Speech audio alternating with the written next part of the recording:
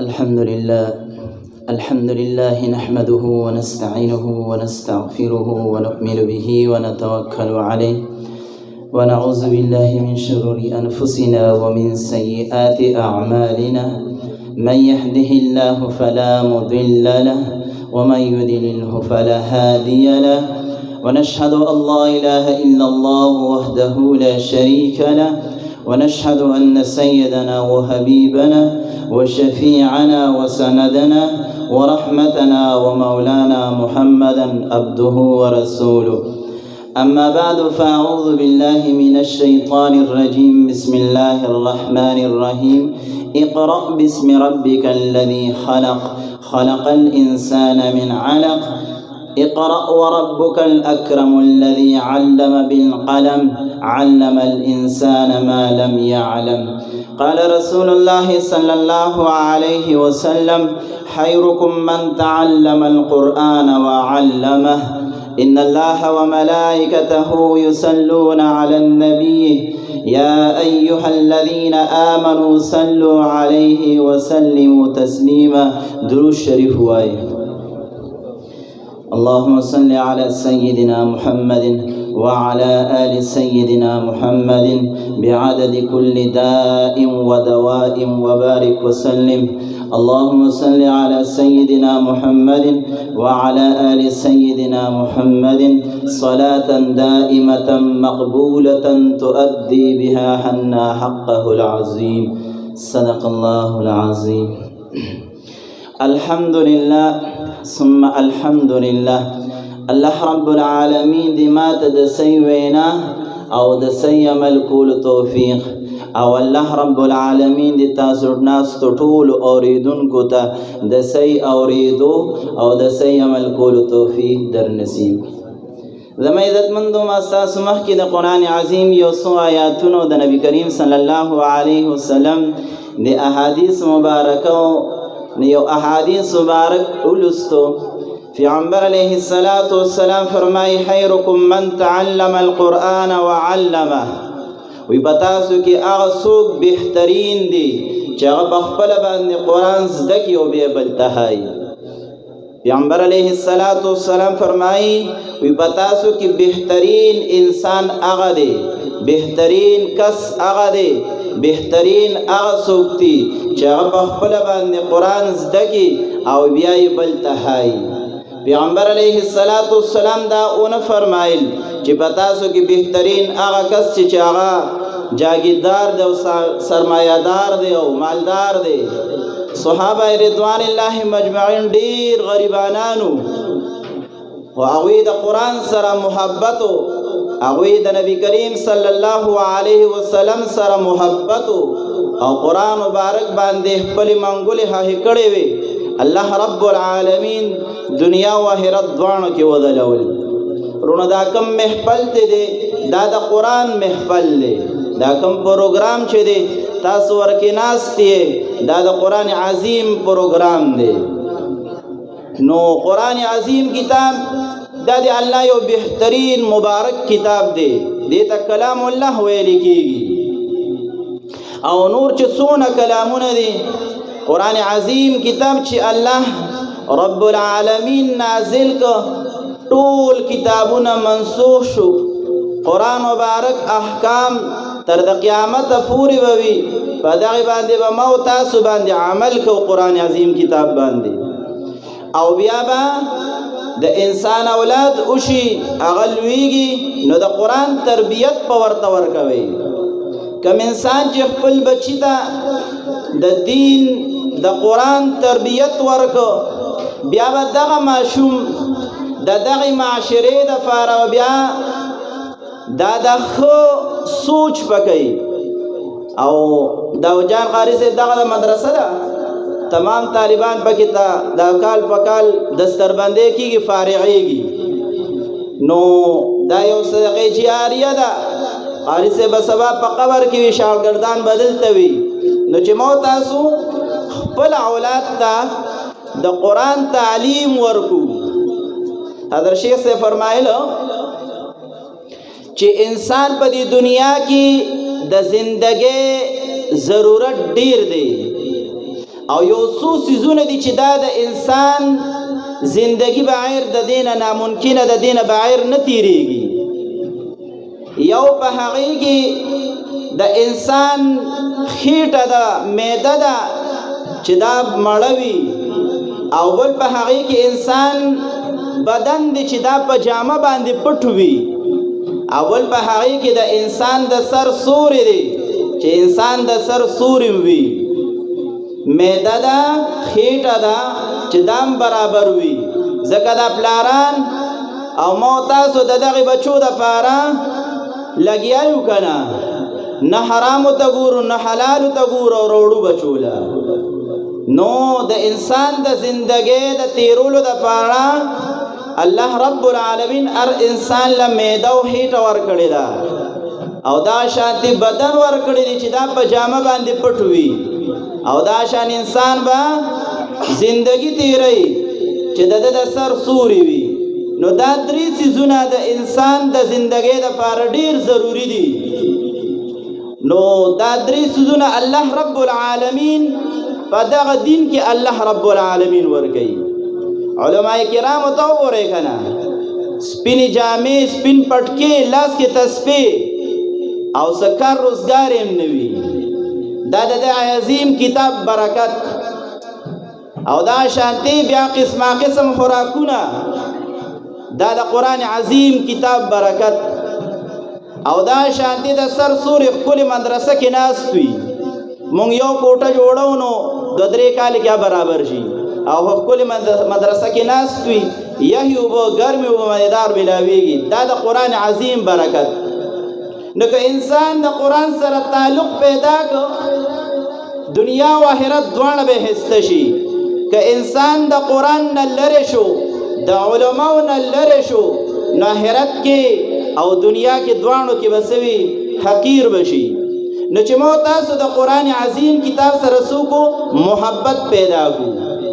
یو خبره زه دا بار بار اکثر کسانو ته کوم، کله چې زه خپل بچی لیږم، ته خپل بچی مدرسې ته لیږې، د سره چې کومه قاعده ده لاس کې، د سره چې کوم د الله رب العالمین عظیم کتاب دی، چې کم نس کم دا ضعیفه نه وي. مونږ چې کله ماشوم سکول ته لیږو، نو سار کې چې کله ماشوم د خوبه پاسي، نو له اول شابه سکول ته به ځي، کالج ته به ځي.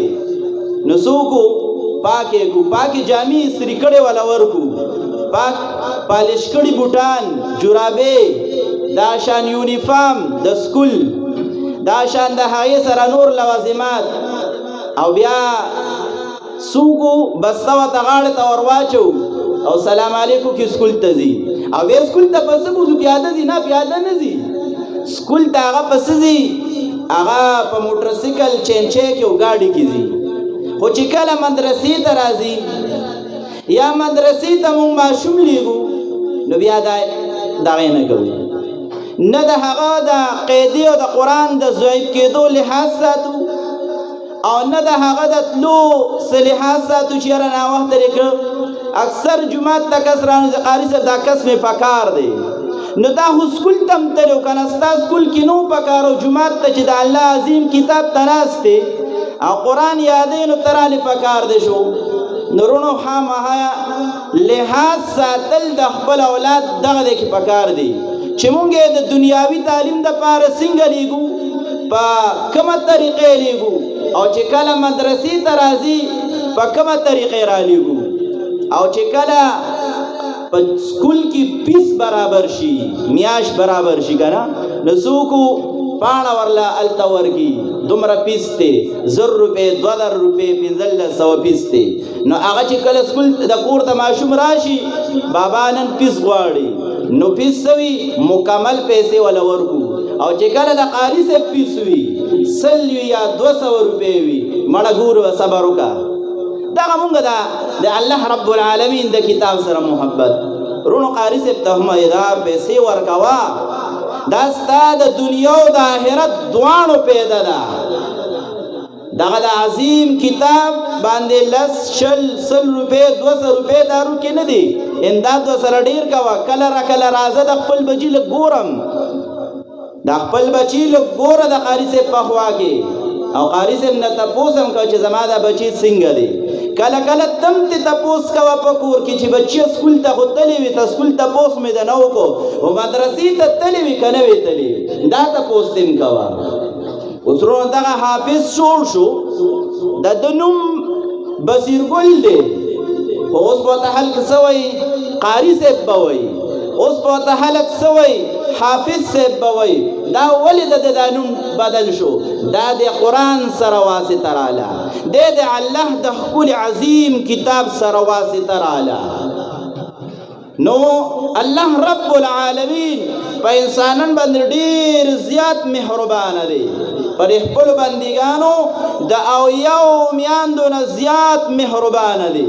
نو دا ورونو دغه ګلالي بچي په دغې باندې ته دنیا هم ګټلی شي او آخرت هم ورباندې ګټلی شي.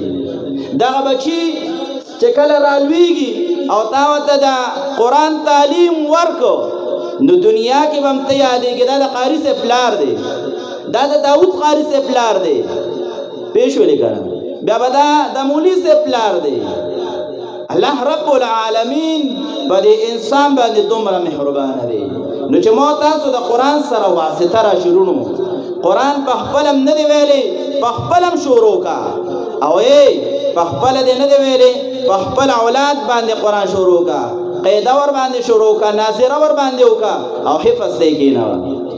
پیغمبر علیه السلام مبارک فرمایي قیامت ورځ به وي، قیامت ورځ، او دلته مونږ د ګرمۍ دپاره پردې لګو، سوري نه لاندې کینو، په هغه ورځ باندې به هېڅ پرده نه وي، او دا انور څونه کروړه میله مونږ نه لرې دی، دا به نږدې وي، او په هغه ورځ د محشر به 18 قامونه ولاړ وي، او په هغه ورځ د محشر باندې به انور یو نه زوال وي، او ځمکه به د تانبې وي. اگر چې دا خبرې زموږ سوچ نه راخلي، خو دا به راځي په تاسو باندې. په هغه ورځ د قیامت باندې به چې دنیا کې تا په خپل بچي باندې د قرآن ناظره کړې ده، پیغمبر علیه السلام مبارک فرمایي وی الله رب العالمین به د دغې بچي مور او پلار ته چې دی بچي د قرآن ختم کړی دی په ناظره باندې، وی الله رب العالمین به د دغې بچي دا انعام غوي چې مور او پلار ته به یو بهترین تاج ور په سر کی، چې دا تاج به د انور نه بهترین رڼا کوي.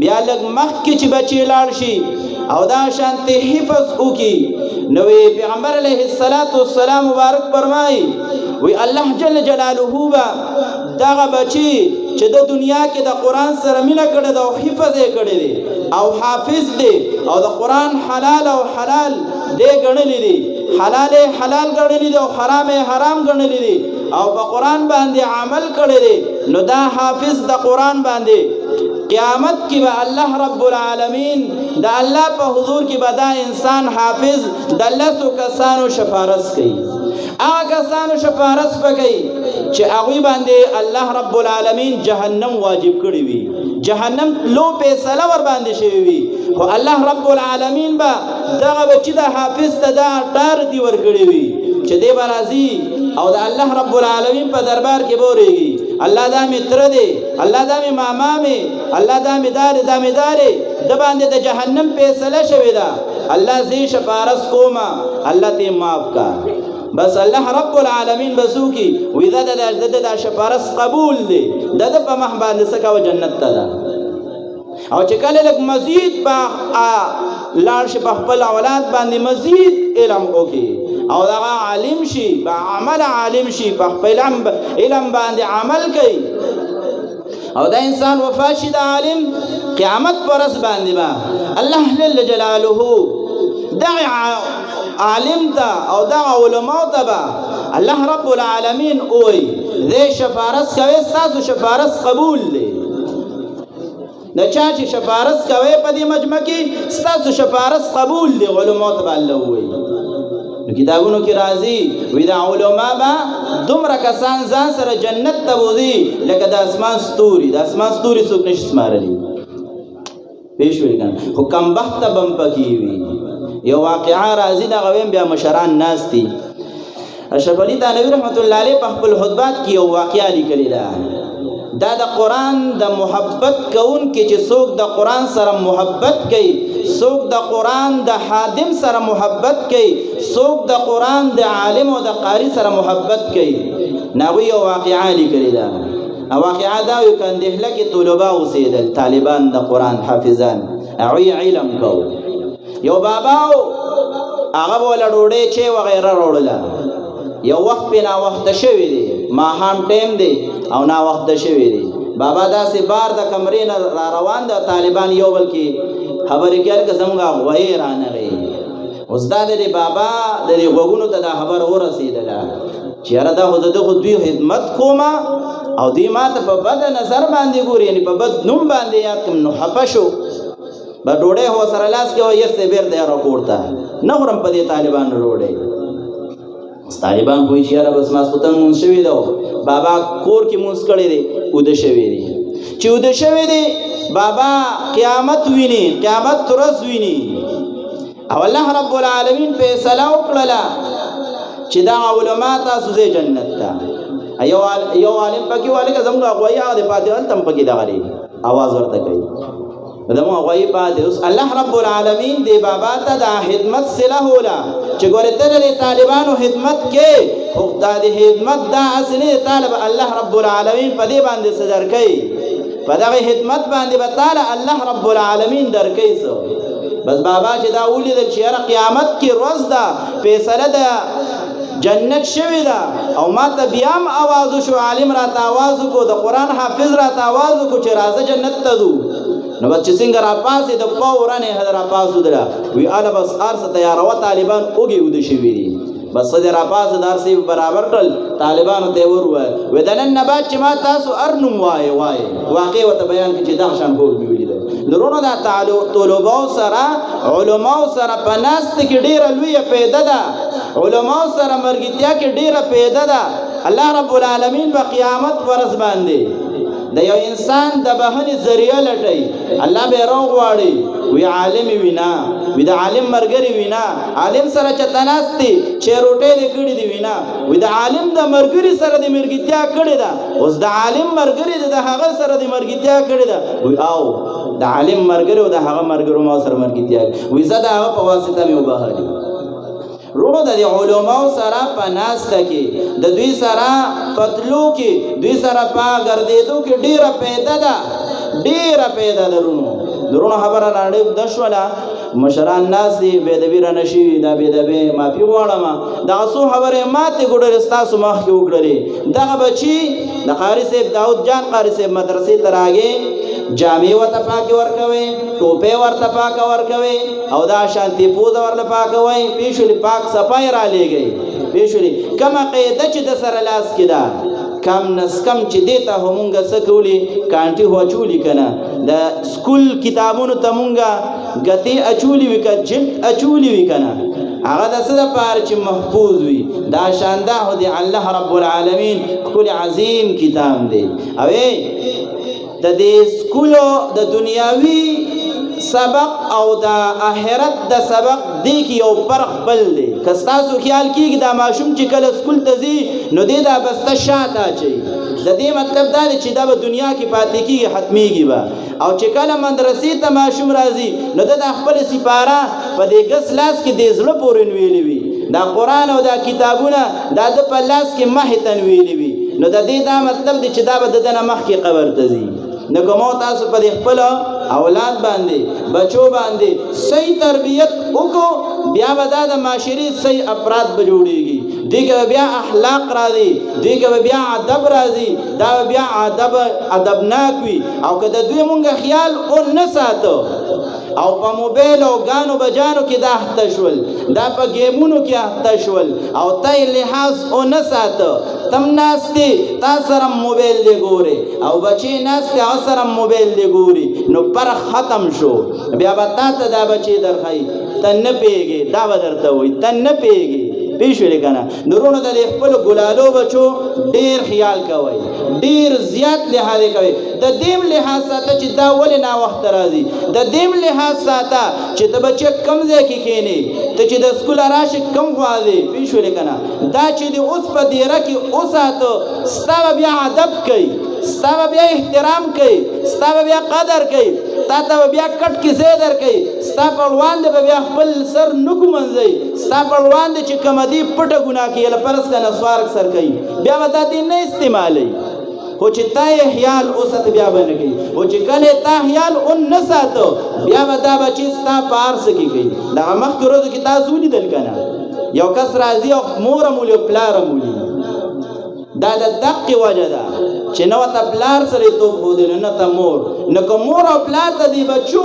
تربیت او کو لحاظ او ساتو بیا ودا بچی وي او کنه دی بچو مونږه د دې خیال او نه ساتو چې بچی ته کم ځای کې کینی کم ځای کې پاسي ولې نه وخت غړي دا موبایل ته وره ته نوکر پېښې دفتر والے ټیک تا دا خو چې اسی به سو سره هغه تخت موبایل دی نو د دې لګ لحاظ کول پکار دی دغه بچی چې را لګېدو او پلار وشته مور وشته دی پس باندې دا وته پلار ویلې مور ته چې بچی دا موبایل مې استعمالوه خو د هغه مخ کی تربیت نو کړي هغه غړیګو پلار ورته موبایل نیسی نو تاسو تدا وېما چې د خپل اولاد د دې تربیت دا پتا سو باندې فرض عین دی ګوري چې دا بچی کم ځای کې کینی فاسی دا پتا سو ګوره د سره موبایل دی وګوره موبایل کې سړي د سره جیب کې 80 پیسې را لې وګوره تا نه 100 روپے 100 روپے هلی